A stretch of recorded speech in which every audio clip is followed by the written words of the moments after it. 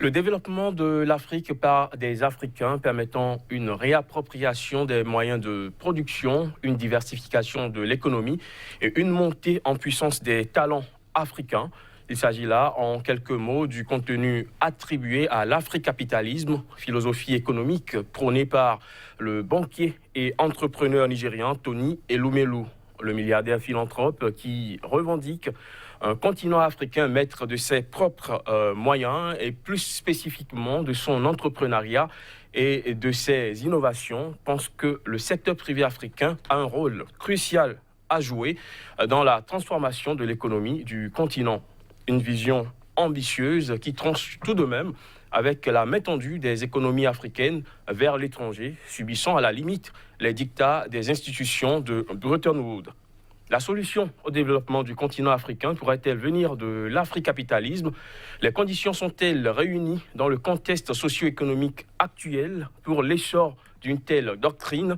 Eh bien, nous aurons le temps de mener la discussion, 3/4 d'heure d'un plateau que je vous invite à découvrir juste après ceci.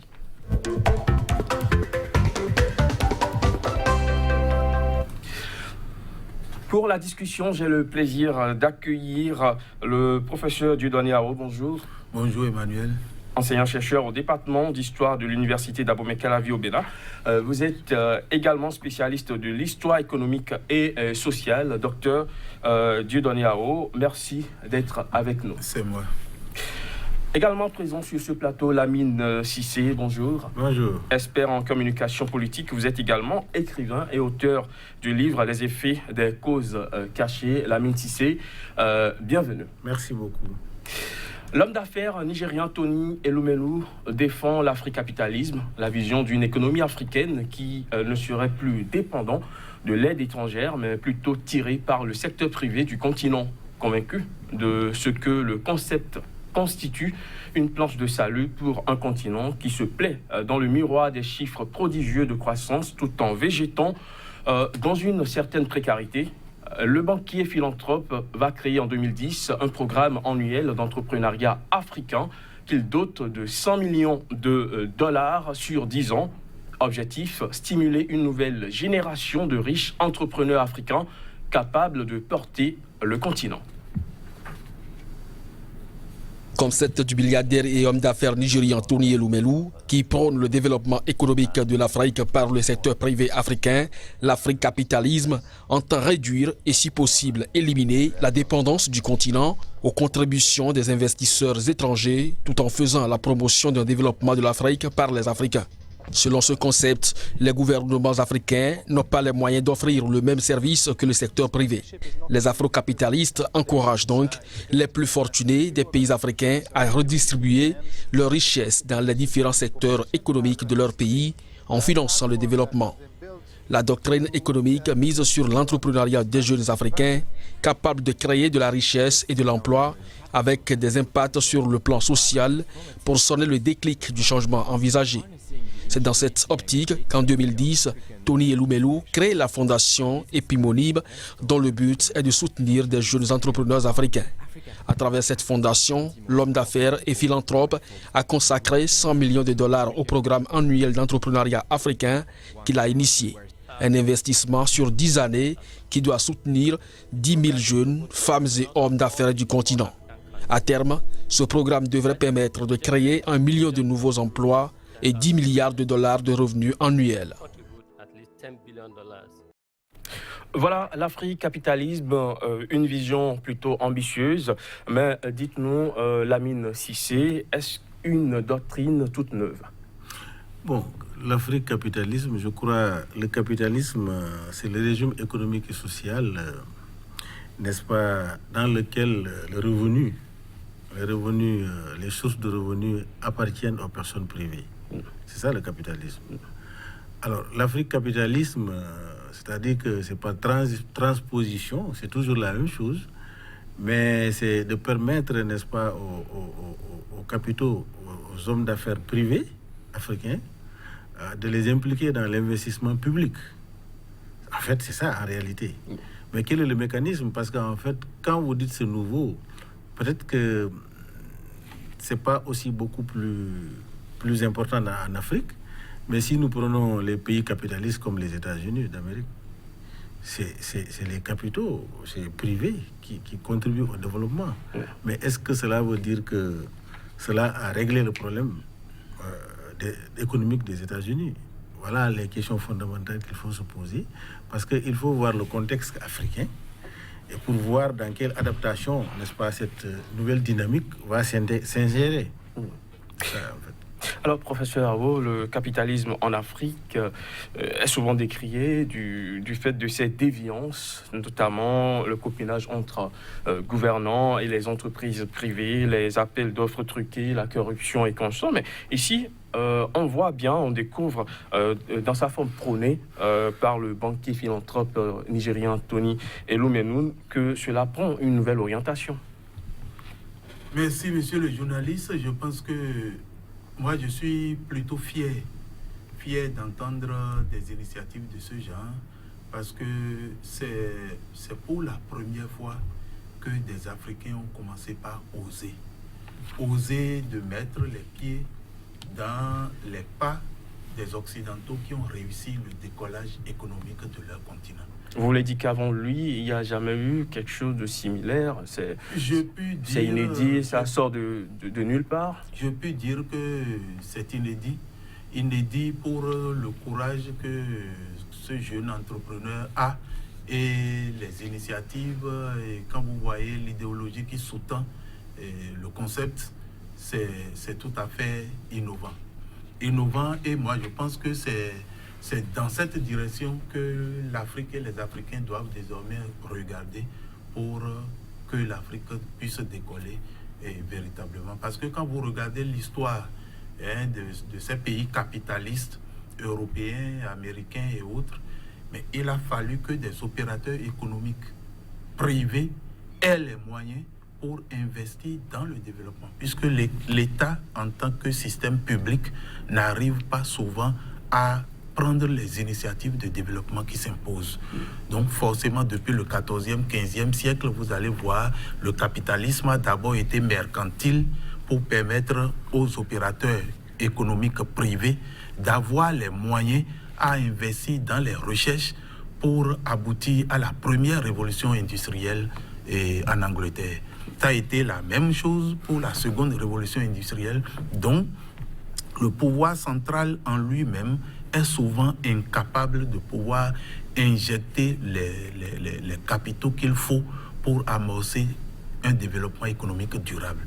Donc, la promotion des opérateurs économiques privés est un facteur de développement économique sûr.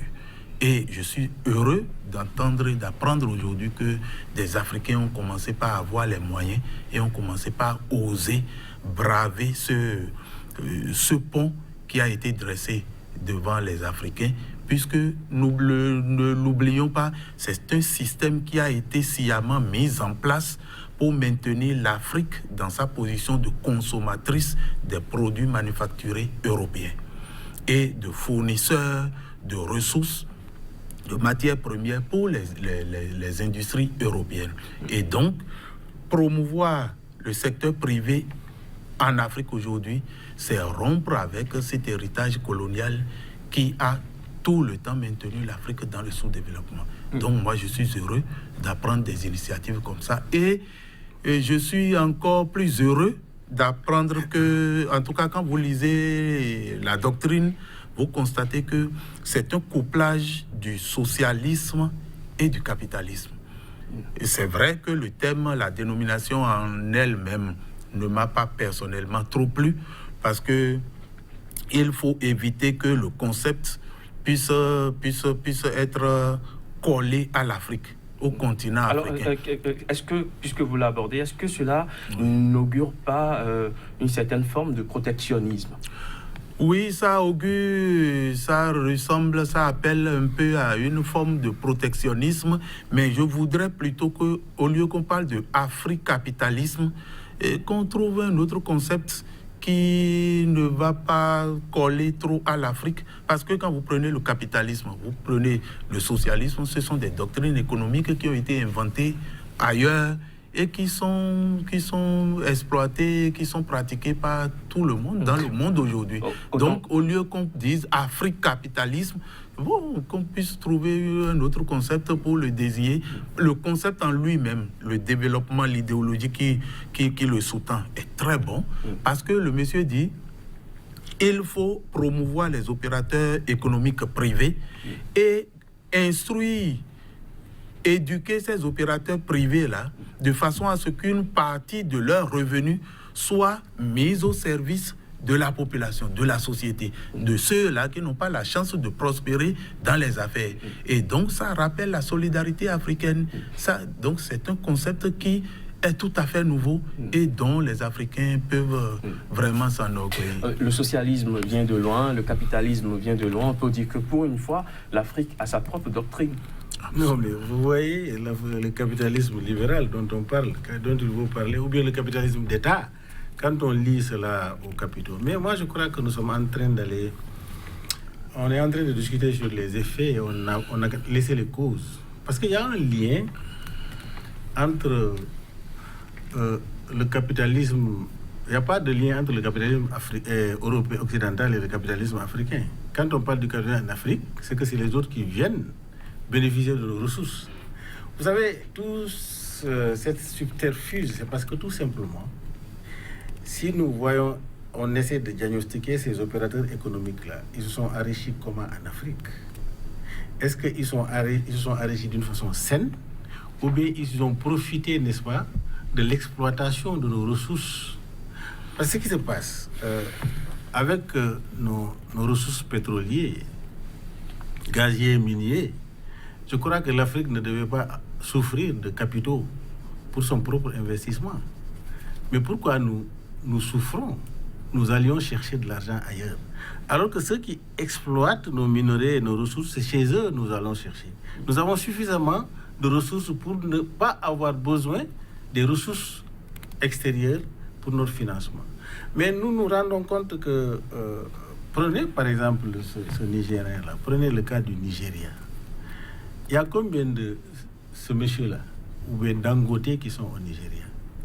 Mais quand vous voyez l'extrême pauvreté de la grande majorité des Nigériens et l'extrême richesse d'une minorité de Nigériens, des Nigériens, ceux qui ont des jets privés, qui ont des aéroports avec des avions, qui ont des parcs automobiles et qui voyagent partout dans le monde, ça vient du Nigeria.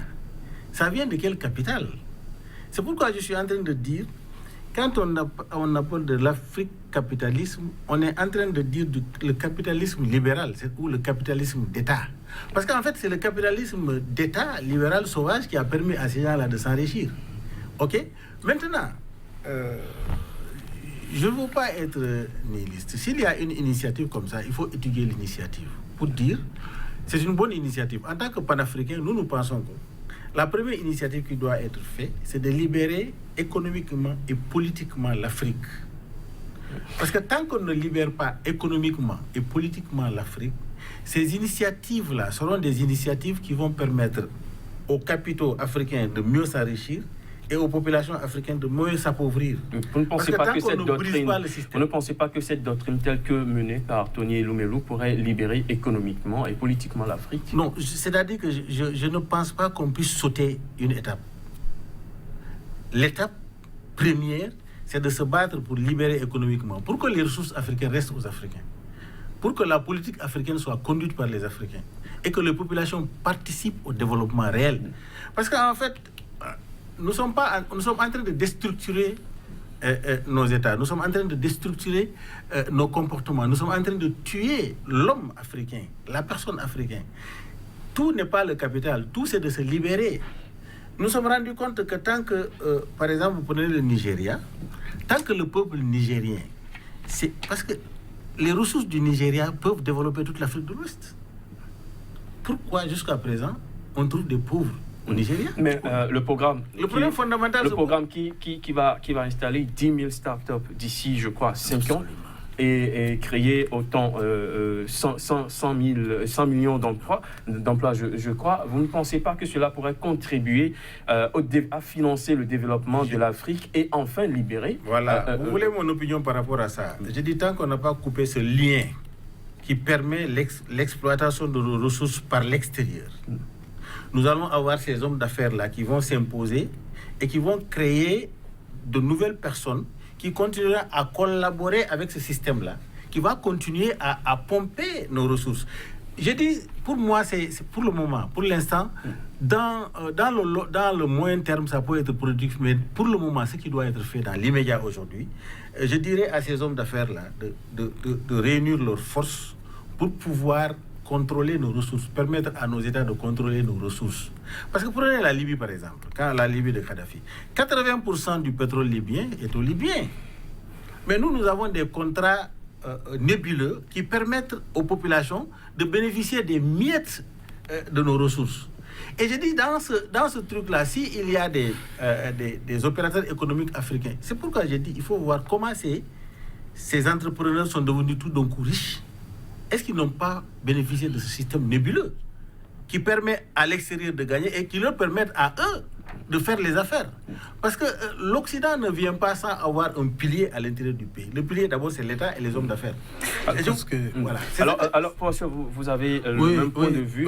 Faut-il déjà d'abord libérer économiquement et politiquement l'Afrique Non, mais je n'ai avant de foncer. Je n'ai pas le même point de vue que mon ami Cissé, parce que je pense plutôt que de ces initiatives, il faut les encourager, parce que le capitalisme tel que inventé et pratiqué par les Européens, les Américains et jusqu'à aujourd'hui, c'est cette manière-là qui a empêché les opérateurs économiques et les États africains de se développer. Ce capitalisme pratiqué à l'occidental, si vous permettez le terme, c'est ça qui est une mauvaise chose. Et le capitalisme que promeut aujourd'hui ce jeune milliardaire, je pense que c'est la voie de la libération économique de l'Afrique. Et c'est une bonne leçon pour nos gouvernants. Quelle est la différence entre les deux? La différence, c'est que ce monsieur est en train de montrer aux dirigeants africains aujourd'hui que le chemin pour que l'Afrique puisse décoller, c'est de donner le pouvoir économique aux Africains. De ne plus, comme M. Cissé est en train de le dire, amener des compagnies occidentales, des capitalistes européens, exploiter les richesses en Afrique pour que des redevances soient encaissées par des groupuscules. Ce sont ces îlots de prospérité que ce monsieur est en train de combattre pour dire, mais on ne peut pas faire le développement économique de l'Afrique en étant seul. Il faut impacter la société. Il faut créer des startups, il faut créer de jeunes entrepreneurs. Et plus les Africains auront les moyens, ils pourront faire face à leur développement. Et là, moi je dis, c'est une belle leçon à nos dirigeants. Si cette voie peut être entendue, nos politiques économiques vont changer, puisque ce sont les pouvoirs publics qui orientent nos politiques économiques. Ces politiques vont changer et les opérateurs économiques seront plus à l'aise chez eux qu'ailleurs. Il ne sert à rien qu'un gouvernant puisse bousculer les opérateurs économiques nationaux, les expatrier et permettre aux opérateurs économiques étrangers de venir opérer sur son territoire. Le faisant, c'est qu'il empêche le développement de l'Afrique. Il faut donner les moyens aux Africains. Et ce monsieur, comme je l'ai dit tout à l'heure, a une idée géniale, puisque le capitalisme européen ne pense pas aux pauvres. C'est un système, on a dit, la propriété privée des biens et moyens de production, la concurrence, la libre entreprise et le profit et rien que le profit maximum. Mais ce monsieur ajoute la conscience africaine qui veut qu'on ne soit pas heureux tout seul. Et qu'on redistribue. Il faut redistribuer les ressources, impacter les gens qui n'ont pas les mêmes opportunités que soi et pouvoir permettre aux gens de faire face à leur destin et de contribuer au développement de l'Afrique. Moi, je trouve que c'est une idée géniale qu'il faut encourager. Je pense que j'ai été très mal perçu. Oui. Parce que quand vous comparez le capitalisme américain au capitalisme africain, c'est tout à fait différent. Nous sommes victimes du capitalisme international. Colonisé, Oui. brimé, et nos ressources sont dans la main des Occidentaux. C'est ça la différence. L'Amérique est libre. L'Amérique est libre dans ses capitaux et dans le fonctionnement de son pays. Vous savez, ce qui va se faire est que l'homme d'affaires qui a proposé, c'est très bien. Mais je dis, le préalable pour moi, c'est d'avoir l'État, c'est-à-dire qu'un libéralisme social, l'État qui s'implique dans la gestion de ses ressources, qui distribue ses ressources, qui est libre et indépendant de donner des marchés à ses entrepreneurs. Mais si les entrepreneurs vont se substituer à l'État, alors que l'État, dans le fonctionnement de l'État, nos ressources sont bradées à l'extérieur, nous allons perpétuer la pauvreté à la base. Justement, c'est l'Afrique capitalisme pense que l'État n'a pas les moyens de donner ce qu'il faut à la population. Et donc, il faut partir de la base et remonter vers le sommet. Comment? Il s'est enrichi par l'État. Il s'est enrichi par... Tony Lumelou ne sait pas, à ma connaissance, par l'État. À ma connaissance, par l'État, Tony Lumelou ne s'est pas enrichi par l'État. Non, je dis, il n'est pas le seul, il dit les opérateurs économiques africains. Tony Lumelou, d'accord, j'ai connu son parcours, j'ai lu, mais j'ai dit, il y a plein de milliardaires nigériens qui sont enrichis par les richesses du Nigeria. C'est les richesses. On ne peut pas être aussi multimilliardaire dans un pays tant qu'il n'y a pas le potentiel. Il y a le pétrole, il y a toutes les ressources là-bas. J'ai dit, il faut que l'État... L'Afrique reprenne en main ses ressources. Non, l'État soit fort, l'État qui contrôle ses ressources et que ces ressources-là ne soient pas des ressources... ces ressources soient bien gérées, de telle sorte que les dividendes puissent toucher la grande majorité des populations. En ce moment... Si le capital nigérien va s'investir dans les investissements publics et privés, je dis, ça va avoir une durée. C'est ce qu'on appelle le développement durable.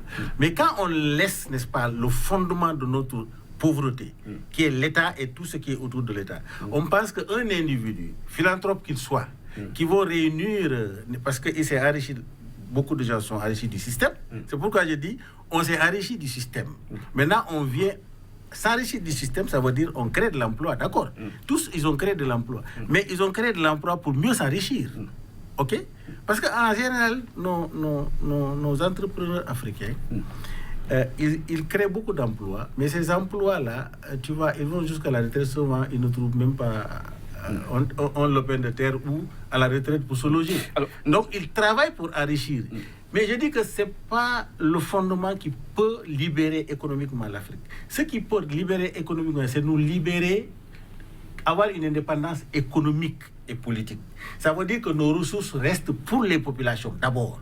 Parce que si les ressources du Nigeria étaient restées depuis l'exploitation au Nigeria... Oui, mais comment peut-on libérer l'économie africaine s'il n'y a pas beaucoup plus de Tony Lumelou? Parce qu'aujourd'hui, il finance les jeunes, près de 10 000 jeunes d'ici 5 ans.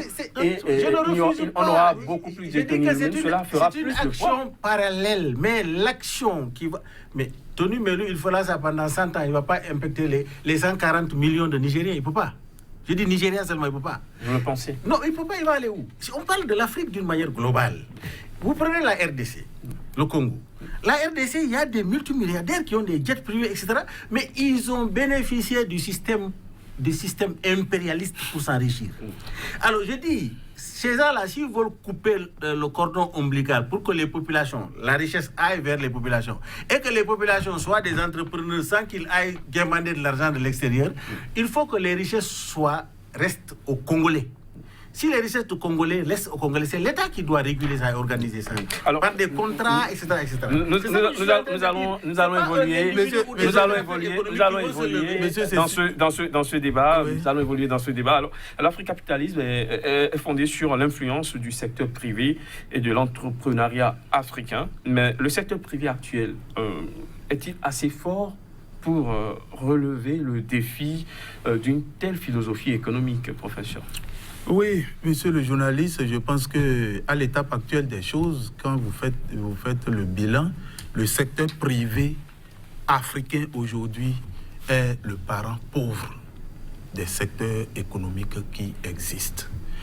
Et parent pauvre parce que depuis longtemps, les gouvernants, les dirigeants africains n'ont pas perçu que le secteur privé est un facteur important de développement. Les gouvernants, soit ils l'ont perçu et ils obéissent à des ordres étrangers, en tout cas qui viennent d'ailleurs, mais sinon, aucun pays au monde, aucun continent ne peut se développer véritablement sans un secteur privé fort. Et ça revient à ce que M. Cissé dit. Les politiques, les gouvernants doivent se réveiller, se rendre compte qu'ils ont du potentiel dans le privé. Et le privé doit faire le lobbying pour montrer leur capacité à gérer les richesses nationales, à gérer les entreprises nationales. Et c'est ce lobbying qui va peut-être attirer, susciter la conscience des dirigeants, parce que tout est politique. Les dirigeants ont besoin de cette confiance. Ils ont besoin de savoir que le secteur privé s'organise et se renforce progressivement et est désormais capable de gérer, de prendre les activités économiques et les projets et de les gérer pour le bonheur des populations. Et ce faisant, les compétitions nationales, les compétitions, quand je parle de compétition, les soumissions pour les projets, les entreprises et autres, les appels d'offres à l'échelle continentale doivent désormais rester sur le continent.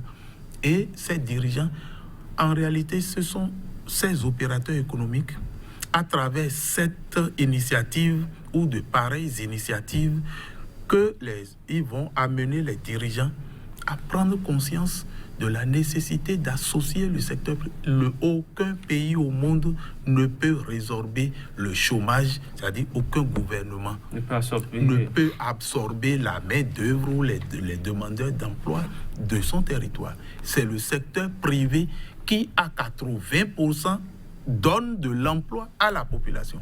Et donc, empêcher ce secteur privé de se développer, empêcher ce secteur privé d'avoir les moyens, c'est choisir de s'asphyxier économiquement. Et donc, dans ce cadre-là, moi, je pense que on a besoin de ces initiatives. Il a dit tout à l'heure que Lumelou seul ne pourra pas résorber le problème de l'emploi au Nigeria. Je dis c'est tout à fait vrai. Mais c'est une initiative à encourager pour que les gens qui sont multimilliardaires comme lui prennent la conscience du rôle qu'ils ont à jouer pour le développement économique de leur pays et par ricochet du continent tout entier. Voilà, c'est-à-dire qu'en fait, être multimilliardaire d'une façon saine est lié, n'est-ce pas, à la façon de gouvernance. Tout est lié. En économie, tout est lié. Ce qu'il vient de dire comme ça, j'ai dit, c'est par là où il faut commencer. Il faut que les opérateurs fassent des pressions sur les gouvernants pour que la gouvernance soit une gouvernance saine à la disposition de la population. Parce qu'en fait, l'État ne crée pas, il crée les conditions de création d'emplois. L'État crée, il favorise la création d'emplois. C'est ce qu'on appelle le patriotisme économique. Nous l'avons décrié, au Sénégal on l'a décrié. On a dit qu'il y a plus de 300 entreprises françaises. On a dit que les gouvernants ne privilégient pas, tous les marchés sont donnés à l'extérieur. Là, c'est pour tuer le secteur privé. Mais vous allez voir, nous allons être pays pétrolier en 2021. beaucoup de pétrole, beaucoup de gaz. Et si ce pétrole et ce gaz-là n'est pas géré d'une façon à rendre, n'est-ce pas, la rentabilité aux populations, nous allons avoir des hommes d'affaires comme ce monsieur-là, qui vont éclore, mais dans la nébuleuse, dans l'exploitation des populations, dans les détournements des fonds. On va voir des multimilliardaires qui vont éclore. Et si ces multimilliardaires, en contrepartie, pensent que le développement doit passer par eux pour qu'ils viennent et donner les miettes aux gens pour les... Je dis non. Ça ne doit pas commencer par là. C'est l'État qui doit prendre ses responsabilités pour créer les conditions de la compétition sociale, pour que chacun se lève, pour dire, moi, je suis capable de faire ça, et tu y vas. Maintenant, les marchés publics doivent être donnés aux opérateurs économiques nationaux. C'est ce que je suis en train de dire. Mais déjà, nous sommes colonisés, économiquement et mentalement. Il faut que nous allions à notre décolonisation. C'est la priorité pour moi. Si on ne va pas à cette décolonisation, nous allons tergiverser. Parce qu'en fait, ces multimilliardaires-là, quand ils veulent faire de lourds investissements, ils lèvent les fonds où? Dans quelle banque? C'est dans les capitaux étrangers. Ils ont tous des comptes à l'extérieur partout. Donc ce monde-là est... Tout à l'heure, là, vous avez vu les gilets bleus, là, ils sont en train de se battre pour dire ils veulent aider l'Afrique à se développer. Vous voulez dire les gilets jaunes? Les gilets jaunes. L'Afrique à se développer, surtout l'Afrique francophone, ils n'ont qu'à se débarrasser du CFA. Parce que le CFA est un goulot d'étranglement pour le développement des... Mais eux-mêmes, même les Blancs prennent conscience que il faut qu'on nous libère pour que nous soyons ce que nous sommes. Alors, moi, je dis que la priorité, c'est ça. Tout ce que, je ne suis pas en train de rejeter cette initiative. Je suis en train de voir les priorités d'action. Parce que cette initiative seule, avec ce mercantilisme de l'extérieur, nous n'allons pas nous en sortir. On ne pourra pas. Ce n'est pas possible. Le Nigeria seul fait plus de 140 millions d'habitants. Et vous voyez, il y a combien de multimilliardaires là-bas? Il y en a plein. Et quand vous allez au Nigeria, vous traversez, mais il y a des gens qui sont dans les baraques. Il y a des gens qui ont des parcs d'aviation, des aviations, qui vont prier à la Mecque chaque vendredi et revenir. Mais ils sont extrêmement riches. Ils ont travaillé ça. Alors, donc c'est le système qui les a enrichis. Ce système-là doit enrichir le peuple. Quoi qu'il en soit, Tony Lumelou est convaincu de sa doctrine. Et c'est fort de cela qu'il espère donc stimuler une nouvelle génération de riches entrepreneurs africains qui ne vont pas s'éclore dans la nébuleuse pour entreprendre le changement sur le continent. Alors, voilà. En 2010, il fonde la fondation Tony Lumelou, dont le but est de soutenir des jeunes entrepreneurs africains. La fondation prévoit un budget de 100 millions de dollars pour subventionner sur-ci. Un investissement étalé sur 10 années, géré par sa fondation. Qu'est-ce que vous analysez une telle initiative, professeur? Moi, il l'a déjà salué. Moi, je trouve que c'est formidable. Je salue ça. Mais je ne lis pas ça au développement. Vous ne pensez pas que cela puisse libérer économiquement l'Afrique? Mais je ne lis pas ça à la libération et au développement de l'Afrique. Le préalable de la libération, c'est la gouvernance qui doit libérer l'Afrique. La gouvernance économique et sociale et politique qui doit libérer l'Afrique. En libérant des jeunes qui étaient au chômage, est-ce que cela ne pourra pas ouvrir des sentiers pour aller au développement? Vous savez, le développement, c'est dans l'environnement. Si l'environnement n'est pas sain, si l'environnement n'est pas propice, vous pouvez amener un cultivateur avec tout le matériel dans un champ pauvre, il ne pourra pas produire. C'est ça que je suis en train de dire, que le développement, au début et à la fin, il y a l'homme. Nous avons besoin d'être formés. Nous avons besoin d'avoir une indépendance économique. Nous avons besoin d'exprimer notre développement. Alors, vous pensez que dans un pays où le capitalisme permet aux minorités de s'enrichir et à l'extérieur de pomper notre ressource et à la grande majorité des populations d'être dans la précarité, ne même pas pouvoir aller à l'école, donc vous avez vous pensez que dans cet environnement-là, cette initiative peut changer? Vous nourrissez une certaine crainte qu'au-delà des 10 années, ces 100 millions de dollars ne produisent pas d'impact? Non, je n'ai pas dit ça. Ça va créer de l'impact sur les gens qui ont... Mais je dis c'est pas ça qui va sortir l'Afrique du sous-développement. C'est pas ça. C'est-à-dire que là, c'est une action d'un philanthrope qui veut aider les Africains à aller. Mais il ne faut pas rêver que ça se suffit. C'est comme Bill Gates. Il est en train de... La fondation Bill Gates, il est à travers le monde en train de... Son capital est en train d'augmenter. Mais il prend peut-être les 5% de son capital pour distribuer aux pauvres. J'ai dit, je salue cela. Mais je dis, ce que nous avons de commun, le patrimoine que nous avons de commun, c'est nos ressources. Le patrimoine que nous avons de commun, c'est nos compétences. Le patrimoine que nous avons, c'est l'éducation, c'est la santé, etc. C'est ce que nous avons de commun. Les fondamentaux qui permettent aux populations d'en bénéficier et qu'il n'y ait pas trop d'écart, c'est-à-dire cette pauvreté, cette misère latente au niveau... Ce qui va permettre cela, c'est la libération. C'est le système, c'est nos institutions, c'est les hommes qui nous gouvernent. C'est ça, il faut libérer économiquement et politiquement l'Afrique d'abord. Parce que ces gens-là, ils ont tiré leur épingle du jeu dans cet environnement-là. Est-ce que ça suffit? C'est pourquoi je dis, parallèlement au travail qu'ils sont en train de faire, ils doivent constituer un groupe de pression pour la libération économique et politique de l'Afrique. Alors, nous allons avancer dans ce débat, nous sommes même presque à la fin.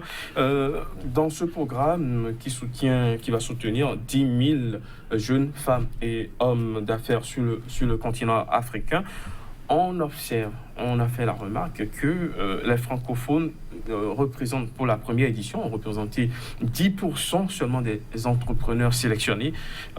Comment vous l'expliquez, professeur? Peut-on dire que cela est dû à un passé colonial? Merci, cher ami Emmanuel. 10%, je pense que je ne suis pas surpris. Je ne suis pas surpris parce que, comme vous venez de le dire, il faut aller interroger le passé colonial des francophones et des anglophones. L'Indirect Rule qui a été mise en application dans les colonies anglaises a permis aux anglophones africains de très tôt de s'habituer à l'entrepreneuriat, alors que le système colonial français a inhibé cet instinct, ce potentiel d'être employé chez les francophones. Et donc, dans l'environnement africain aujourd'hui, les meilleurs entrepreneurs, ma foi, sont des Anglais. Et donc, il faut que les francophones commencent par aller à cette école de l'entrepreneuriat pour avoir les armes, les outils qu'il faut pour ne pas échouer dans l'entreprise. Et deuxième chose, il y a aussi le sentiment d'appartenance au système anglophone. C'est un anglophone, c'est un Nigérian qui offre cette opportunité aux Africains, aux jeunes Africains. Et même si dans la compétition, le sentiment africain veut quand même que le type regarde un peu plus vers les siens que les autres. Dans cet ensemble, il y a quand même des particularités. Mais je dis, critère pour critère, ce qui a certainement rendu les autres plus compétents que les francophones, c'est le passé colonial. Parce que moi, mon problème, c'est que je pense que l'entrepreneur peut être entreprenante dans un environnement propice, si l'environnement en affaires n'est pas bon. Et l'environnement en affaires, c'est la politique.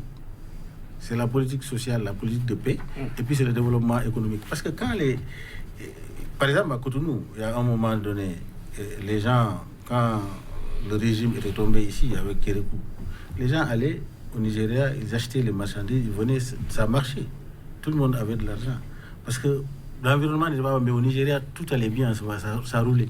C'est-à-dire que si l'environnement politique, économique n'est pas favorable, l'entrepreneuriat est mort. Il y a combien d'entreprises qui ferment parce que ça ne va pas? Parce que notre économie est dans la main des autres. C'est pourquoi j'ai dit la priorité, c'est libérer cette économie aux populations. Quand vous vendez un beignet, vous savez que ça va marcher. Vous voyez? Quand vous transformez quelque chose, vous savez que vous avez le marché, ça va marcher.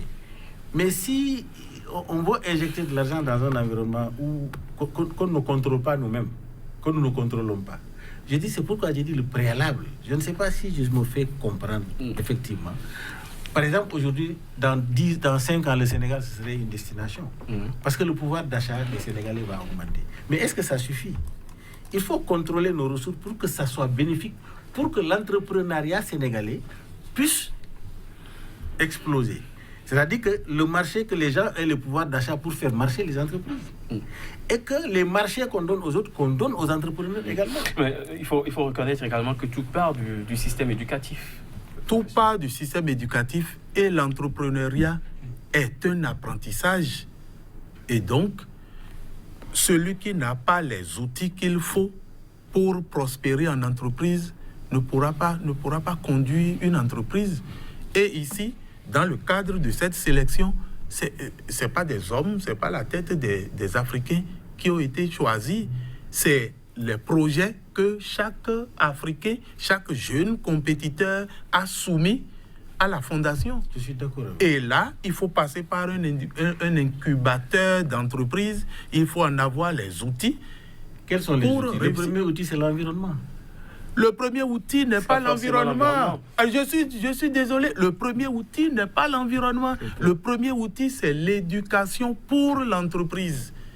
Et d'accord, l'environnement peut être favorable. Il faut avoir déjà les prédispositions. Il faut avoir les prédispositions. Pourquoi je vous dis, le premier outil, c'est l'environnement. Oui.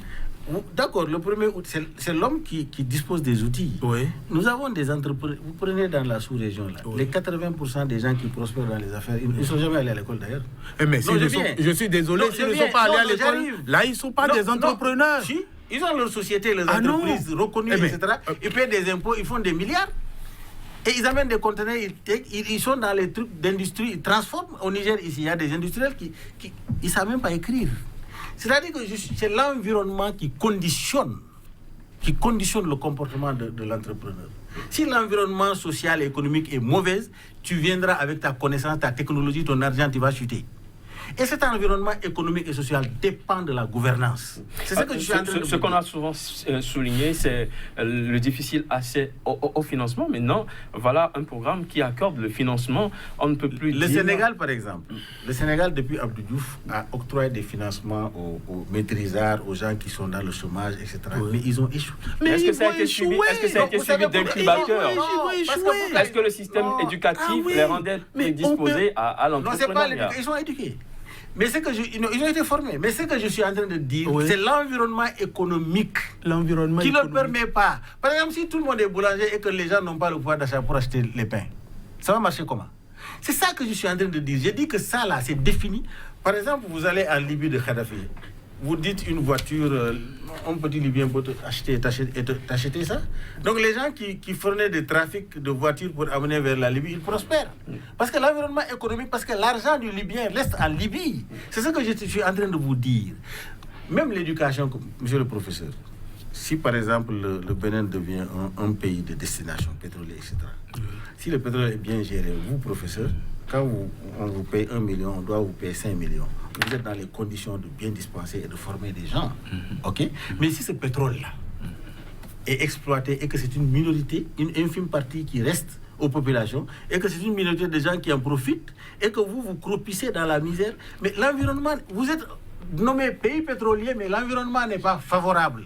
C'est pourquoi j'ai dit même l'entrepreneuriat a besoin d'un environnement sain, l'environnement compétitif, l'environnement de développement, où les personnes il y a le patriotisme économique qui prévale.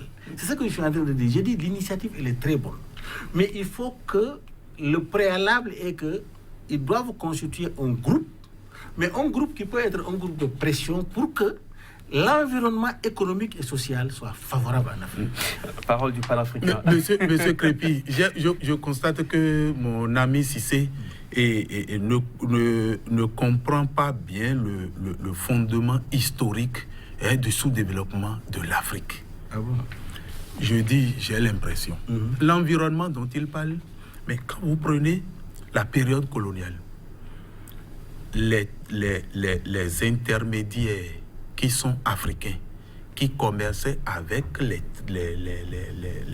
négociants, les marchands européens, avaient à un moment donné acquis la technique du commerce et ils avaient les moyens pour constituer une bourgeoisie capable de prendre leur relève économique par la suite.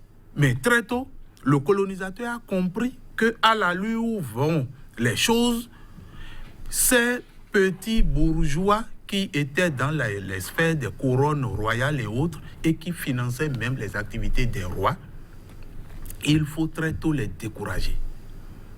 Parce que la constitution de cette bourgeoisie risque de porter ombrage à la bourgeoisie européenne.